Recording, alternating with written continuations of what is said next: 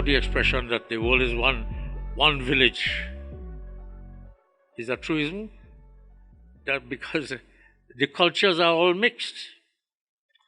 So when you try to impose a culture like you're trying to do in Trinidad here, we culture, one culture, there's a conglomerate of cultures here. All our taxes are going into funding Steelpan. You see any place the state funding TASA? And you know the biggest steel pan manufacturer is from the States.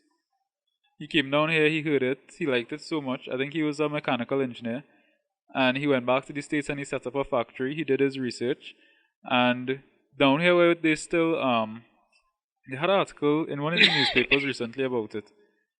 Down here where they're still using, well, you know the traditional way. You take the oil drum, you beat it into the shape and you tune it and stuff. He just taken a piece of sheet metal. He did his acoustic calculations to figure out, okay, what shape will give you what notes. And he will take a sheet metal and a press, a hydraulic press, and just press it. And within 30 seconds, you have a new steel pan. And so he go in, just press and go. So his one company, I think, in 1 year, made about $1 million US in sales of steel pan alone. And that's just in the States. And we're still here trying to form steel pans out of steel drums. You see the Ministry of Education. No, I'm not knocking our steel pan in the traditional way. I just say we need to evolve. You are not knocking them. I'm knocking them. I just say we need to evolve. I hold us to a high standard. Is asking us to put Steelpan in schools. And my response is that, listen, musical instrument must be of choice. There are some children, by their very nature, will like soft music, string instruments. There are some children that like percussion instrument, beaten pan. Some children like wind instrument, like blowing a flute. If you want to put music in school, put all the music of choice. Don't impose one thing. This is we culture.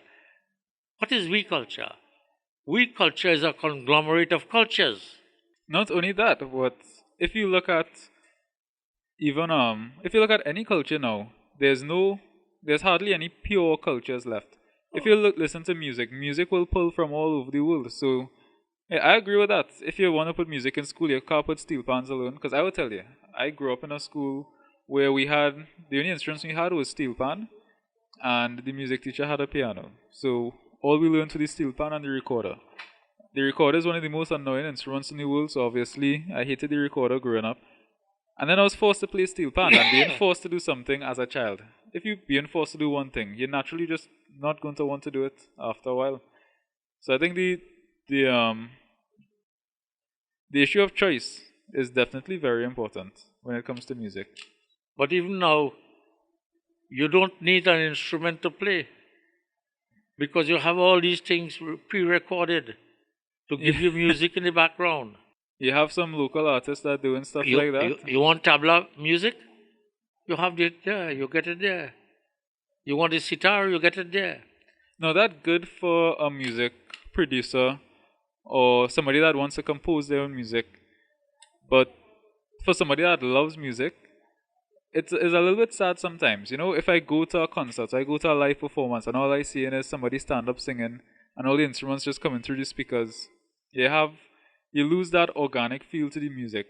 As opposed to if you go and see a small band play, and you know this guy hitting the drums, this person playing the guitar, this guy in the drums feel to do something, he do something in the moment. You know, you go and it's an entire experience. So it's good you have all those.